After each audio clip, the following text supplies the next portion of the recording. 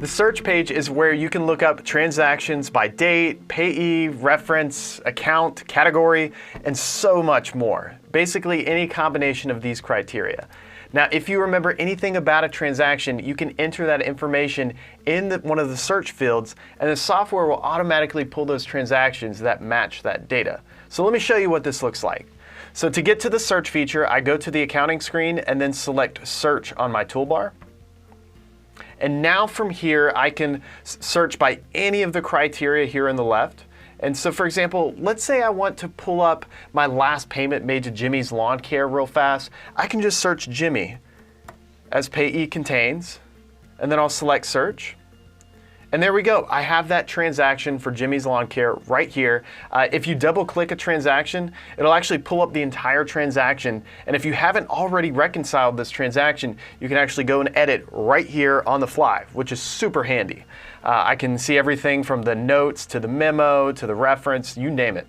Now, I can also click this little plus tab and see the specific information about this transaction. So if you have like multiple entries that you're looking at and you just want to quickly look at one without having to go into it, you can use that plus feature. So to show you the power of this, I'm going to search for another thing here. I want to pull up all of my deposits that have been made so far this year. And so for this, I'm just going to say reference contains and then DEP for deposit that we use. And then I'll select search. And there we go. I've got 4 deposits so far that we've made. And I can, if I wanted to, I could just view the report to generate a quick PDF report, or I could export that to a CSV. Super handy. Let's say I want to find a specific transaction I'm looking for. This will be a good example. So let's say the month of December. I remember it was December. There was an amount, I believe it was like over $1,500. Actually, it was $1,500 is what I'm looking for. And I'm just trying to make sure I know exactly what that was for and everything, because it was $1,500 cash that our church had paid somebody. So I can click search. And there we go. I see this journal entry, and it looks like we paid missionary Angela $1,500, and I can go in here and see all the specifics and see that it was cash given directly to the missionary that our church supports.